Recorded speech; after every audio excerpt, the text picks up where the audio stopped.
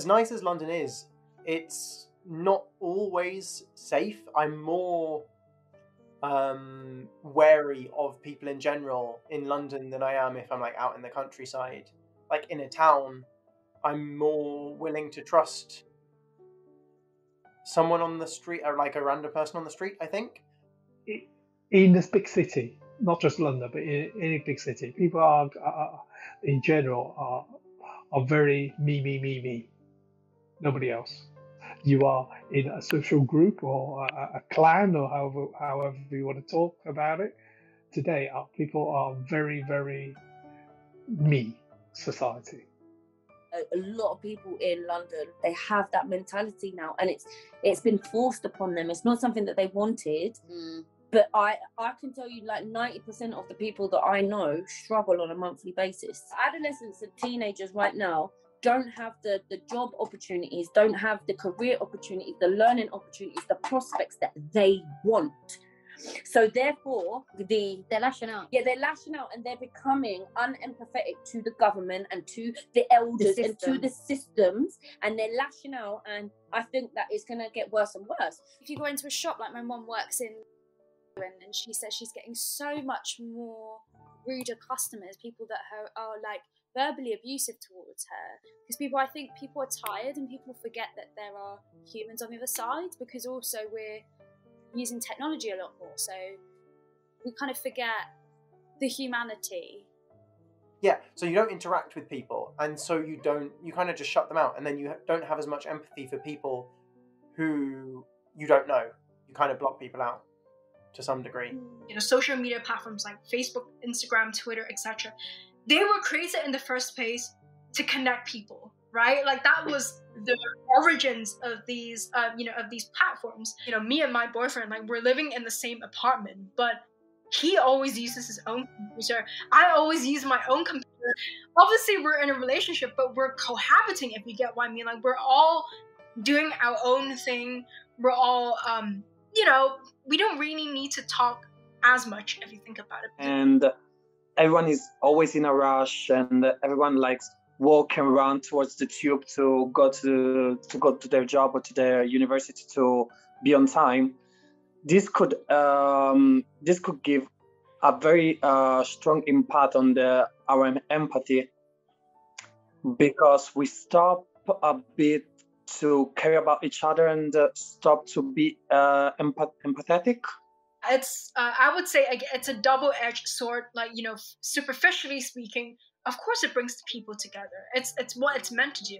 But fundamentally speaking, you really see sort of, the conversations are really lacking that human dimension now, where you really have that heart-to-heart conversation with a person.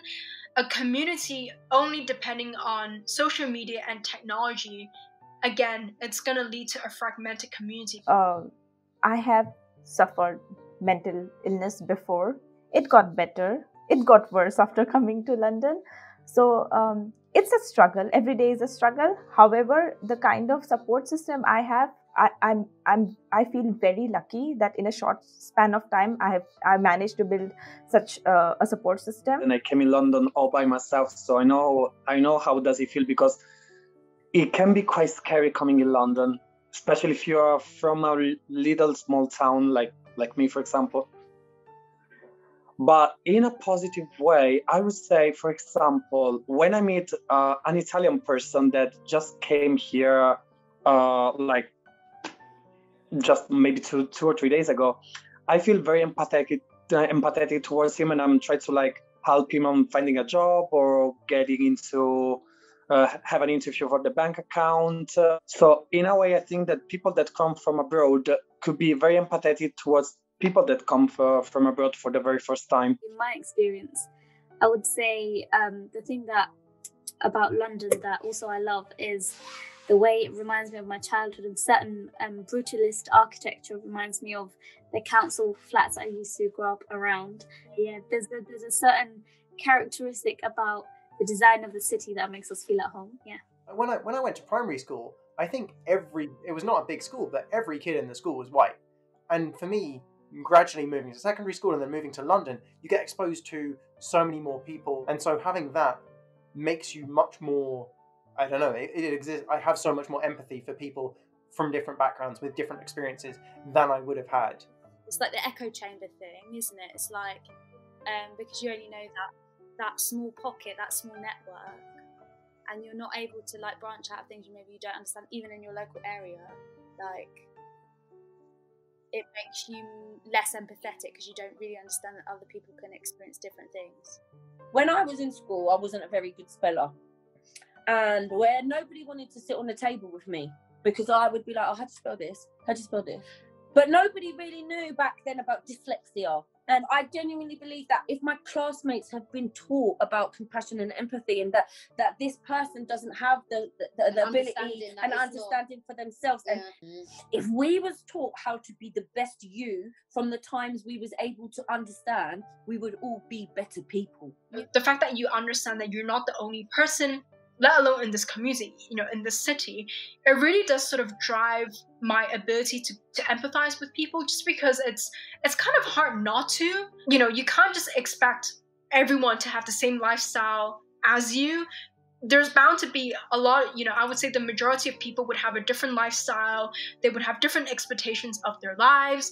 They, to some extent, simply just want to live differently. At a young age, we were taught how to be empathetic. It's kind of the same way how you teach someone right from wrong. So you need to teach the generation from a young age. Otherwise, you're basically trying to break patterns that are already embedded in them. Yeah, the cycle needs to, before the cycle starts, it needs to be stopped. Yeah. When I was growing up, we were included in a community centre and community projects and things like that, and you would basically be able to cross paths with people that didn't necessarily live in your area, that were either mentally or physically disabled. I think in pandemic people started to check on each other more than usual.